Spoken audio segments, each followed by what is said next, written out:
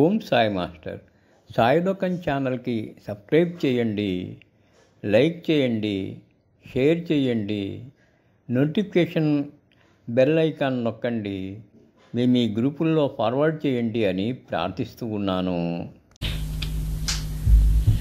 ఓం సమర్థ సద్గురు సాయినాథాయ నమః. సోమవారము 5వ రోజు పారాయణ. ఓ శరణాగత వత్సల పరమాత్మ సాయిబాబా, నిన్ను శరణవేడుతున్నాము. బాబా, మా మనసులో ఉన్న విషయం, మా జీవితాల వాస్తవ స్థితి నీ ముందు నోరు విప్పి కానీ మూగ వేదనగా గాని చెప్పుకోకుండా ఉండలేని ప్రభు. ఉన్న నిజం చెబుతున్నాను ప్రభు. ధనం లేకుండా క్షణం గడవటం లేదు మాకు. మేం పిల్లలమైన, విద్యార్థులమైన, భార్యాభర్తలమైన, తల్లిదండ్రులమైన, వృద్ధులమైనా కూడా మాకు డబ్బు లేకుండా ఒక్కరోజు ఒక్క పూట కూడా గడవని పరిస్థితి గల ఈ సమాజంలో ఉన్నాము. మా కుటుంబంలో కుటుంబ సభ్యులపైన మాకు ఒకరి పట్ల ఒకరికి మమకారం ఎక్కువ. మేము తల్లిదండ్రులమైనప్పుడు మా సంతానంపై ఎంతో మమకారం పెంచుకుంటాము. మా జీవితాలకు ముఖ్య కేంద్రాలుగా మా పిల్లల్ని చూస్తాము. భవిష్యత్తంతా వారి చుట్టూ అల్లుకుంటాము. మా కలలు నిజం చేసుకోవటానికి పడరాని పాట్లు పడి ధనం సంపాదిస్తాము. మరలా మేము మా పిల్లలు కూడా మాలాగే పెండ్లి చేసుకుని సుఖించాలని, మేము మనుమలు మనమరాళ్లను ఎత్తుకోవాలని తపిస్తాము. మేము ఇలా ఈ ఈషణత్రయమని చెప్పబడే ధనము, భార్య, పిల్లలపై మమకారంతో బంధింపబడి నిజానికి గిలగిలా కొట్టుకుంటూ ఉన్నాము. డబ్బును, భార్యను, భర్తను, పిల్లలను క్షణమైనా మరవలేకపోతున్నామనేది నిజము. భార్యనో లేక భర్తనో పిల్లలను కష్టపడుతుంటే చూడలేకపోతున్నాము. వారిని సుఖపెట్టాలని మహాక్షోభ పడుతున్నాము. ఈ క్షోభ ఏమిటి ప్రభు మాకు? సాయి ప్రభు, సాయి ప్రభు పరమాత్మ, వీటి నుంచి బయటపడితే కాని ఎప్పటికీ కష్టాలు రాని స్థితికి చేరుకోలేమని, ఈ చిక్కుముడులు మరణంతో ముగిసిపోయేవి కావని, ఈ స్వార్థ మమకారాలు చించకపోయినట్లయితే మరలా మరో జన్మ ఎత్తుతూ శిథిలమైన ఈ శరీరం విడిచి మరో కొత్త శరీరం ధరిస్తూ ఈ కష్ట సుఖాలు అనుభవిస్తూ ఉండాల్సిందేనని అనుకుంటున్నారే సాయి ప్రభు. నేను నా వాళ్లను వదులుకోలేను. నా వాళ్ళు కష్టపడుతుంటే నేను కన్నీళ్లు పెట్టుకోకుండా ఉండలేకపోతూ ఉన్నాను. నాకంతటి నిబ్బరం లేదు. నాకు ఈ జన్మ ఎందుకు వచ్చిందో, నాకు ఈ అనుబంధాలు, మమకారాలు ఎందుకు ఏర్పడ్డాయో బాబా, నన్ను ఏదో ఒకటి చెయ్యి. నేను పుట్టి ఉండకపోతే నాకు ఈ బంధాలు ఉండేవి కాదు కదా సాయి ప్రభు పరమాత్మ. నువ్వు ఈషణత్రయంలో చిక్కుకోకుండా ఎలా ఉండగలిగావు? నీవు సాక్షాత్తు పరమాత్మవు, నన్ను ఉద్ధరించు. పరమాత్మ సాయి ప్రభు, ఈ ప్రేమలు, మమకారాలు, ఈ బంధాలు ఈ జన్మకు తెంపుకో అవసరం లేకుండానే ఈ సంసారంలో ఇలా భ్రమిస్తూ ఉంటూనే నాకు, నా తోటి వారికి దుఃఖరహస్యాన్ని, శాశ్వత ఆనందాన్ని పొందే మార్గం చెప్పు. ఆ రహస్యం నీకు తెలుసు పరమాత్మ సాయి. మాకు చెప్పకపోయినా పర్వాలేదు. అలాంటి మార్గంలో మమ్మల్ని తీసుకుపో బాబా, మమ్మల్ని కరుణించు. షిరిడీలో శ్రీ సాయిబాబా దగ్గర రామ్గిర్ బువా అనే భక్తుడు కొన్నాళ్లున్నాడు. శ్రీ సాయి అతన్ని బాపుగిర్ అని పిలిచేవారు. ఒకరోజు తన స్వగ్రామం వెళ్లటానికి అనుమతి కోసం రాగానే సాయి అతని చేతికి ఒక హారతి పాట వ్రాసిన కాగితాన్ని, ఊదీ పొట్లాము ఇచ్చి జామ్నేర్ వెళ్లి నానాసాహెబ్ చందోర్కర్ కు ఈ 2 వస్తువులు అందజేసి తర్వాత అతని స్వగ్రామం వెళ్లమన్నారు. రామ్గిర్ తన వద్దనున్న పైకంతో జలంగం వరకు వెళ్లి అక్కడి నుంచి జామ్నేర్ ఎలా వెళ్లాలా అని ఆలోచిస్తూ ఉంటే షిరిడీ నుంచి వచ్చిన బాపుగిర్ ఎవరు అని పిలుస్తూ నానాసాహెబ్ పంపారని చెప్పి ఒక బంట్రోతు వచ్చి రామ్గిర్ ను టాంగాలో ఎక్కించుకొని జామ్నేర్ పొలిమేర్ల దాకా చేర్చి రామ్గిర్ టాంగా దిగి 4 అడుగులు వేయగానే టాంగాతో సహా కనపడకుండా పోయారు. ఆశ్చర్యంతో అతడు నానాసాహెబ్ ఇల్లు చేరి శ్రీ సాయి పంపిన వస్తువులు అందజేశాడు. సరిగ్గా అదే సమయంలో నానాసాహెబ్ కూతురు మైనతాయికి ప్రసవం కష్టమై ప్రాణాపాయ స్థితిలో ఉంది. వెంటనే బాబా పంపిన ఉదీని నీళ్లలో కలిపి తాగించి హారతి పాట పాడగానే ఆమెకు సుఖప్రసవమైంది. సమయానికి వచ్చినందుకు రామ్గిర్ కు కృతజ్ఞతలు తెలిపాడు నాన్న. జామ్నేర్ స్టేషన్ కు టాంగా పంపి ఉండకపోతే సమయానికి చేరేవాణ్ణి కాను అన్నాడు రామ్గిరు. టాంగా తాను పంపలేదన్నాడు నాన్న. అప్పుడు శ్రీ సాయి చేసిన లీల అర్థమై అందరూ ఆనందించారు. అంటే టాంగాలాగా, గుర్రాల్లాగా, బిళ్ల బంట్రోతులాగా తానే రూపుదాల్చి సాయిబాబానే వచ్చారు అని వారికి అర్థమైంది. తమ అంకిత భక్తులను సాయి ఇలా ఆదుకున్న సమయాలు ఎన్నో. బాలబువా సుతారు ఒక స్నేహితుని ఇంట్లో ఒకసారి శ్రీ సాయి ఫోటోకు నమస్కరించాడు. తర్వాత సరిగ్గా 4 సంవత్సరాలకు అతను షిరిడీ వెళ్తే సాయి ఇతను 4 ఏళ్లుగా నాకు తెలుసు అన్నారు. వారి ఫోటోను చూస్తే వారిని స్వయంగా చూసినట్టే అని సాయి దీని ద్వారా బోధించారు. మాలేగాన్లో ఒక భక్తునికి రాచకురుపు ఆపరేషన్ చేసిన నయమవ్వక షిరిడీ తెచ్చారు. అతని బాధ నివారించమని తల్లిదండ్రులు బాబాను ప్రార్థించారు. సాయికి వారిపై దయ కలిగి ఇలా అన్నారు, ఇది మసీదు కాదు, ఇది ద్వారవతి. ఎవరైతే ఇక్కడ కాలు పెడతారో వారి ఆరోగ్యము ఆనందము పొందుతారు, వారి కష్టాలు గట్టెక్కుతాయి అంటూ రాచకురుపై ఊది వ్రాయమని చెప్పారు. తన చేతిని కురుపుపై ఉంచి ప్రేమతో రోగిని చూచారు. రాచకురుపు కొద్ది రోజుల్లోనే మానిపోయింది.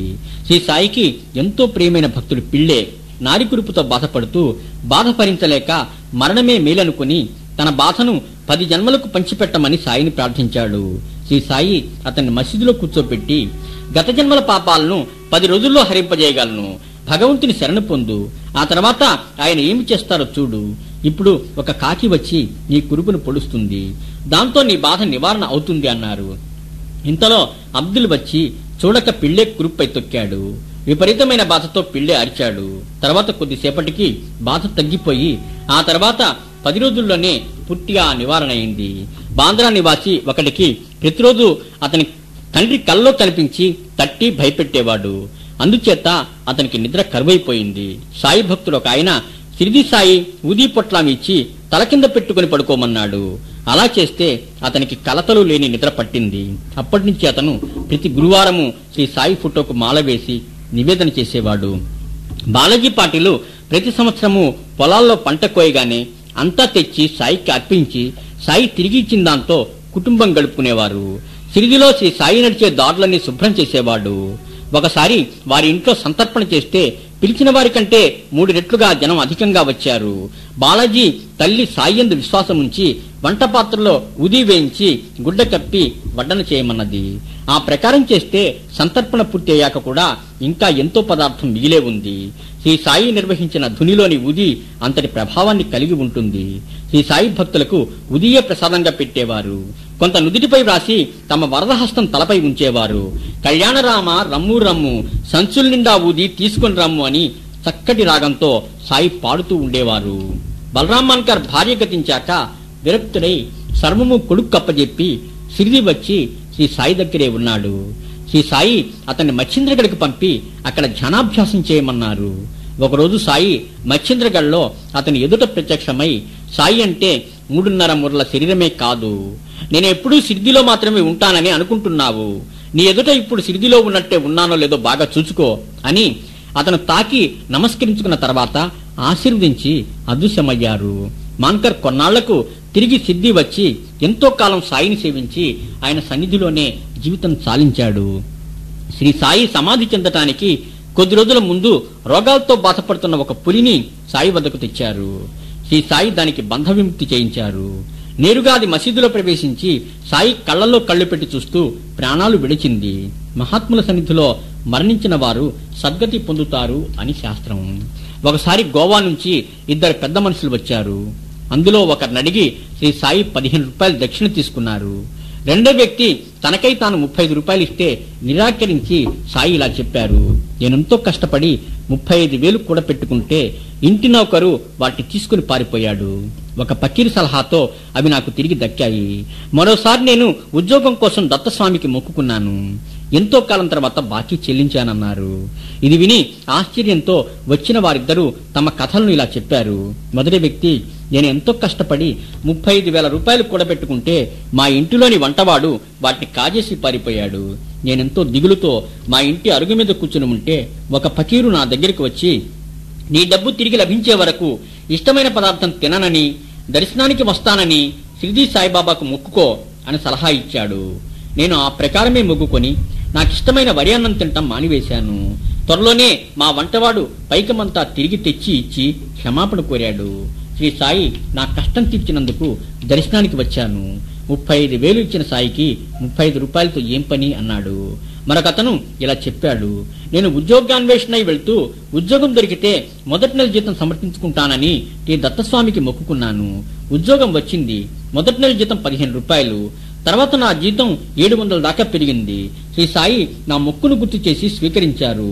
నన్ను రుణ విముక్తుని చేశారు అని చెప్పారు. ఔరంగాబాద్ గారి దంపతులకు సంతానం లేదు.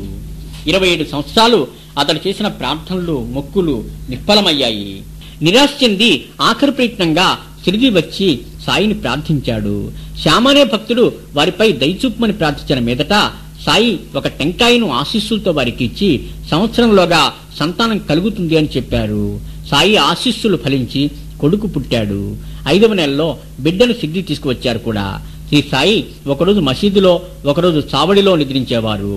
కాలాంతరంలో ఆయన మసీదు నుంచి చావడికి వెళ్లటం పెద్ద ఉత్సవంగా మారింది. దీన్నే చావడి ఉత్సవం అంటారు. శ్రీ సమర్థ సద్గురు సాయినాథ్ మహారాజ్ కి జై. శ్రీ సాయిబాబా, నీ పాదాల వద్ద నా శిరస్సు నుంచి శరణు వేడుతూ ఉన్నాను. నీ కృప వల్ల సోమవారము 5వ రోజు పారాయణ పూర్తి చేశాను. నన్ను అనుగ్రహించి ఆయురారోగ్య ఐశ్వర్యాలు, నీ యందు పరిపూర్ణమైన భక్తి విశ్వాసాలు, శాంతి ఆనందాలు ప్రసాదించండి బాబా. ఓం సాయి మాస్టర్. సాయిలోకం ఛానల్కి సబ్స్క్రైబ్ చేయండి, లైక్ చేయండి, షేర్ చేయండి, నోటిఫికేషన్ బెల్ ఐకాన్ నొక్కండి. మీ గ్రూపుల్లో ఫార్వర్డ్ చేయండి అని ప్రార్థిస్తూ ఉన్నాను.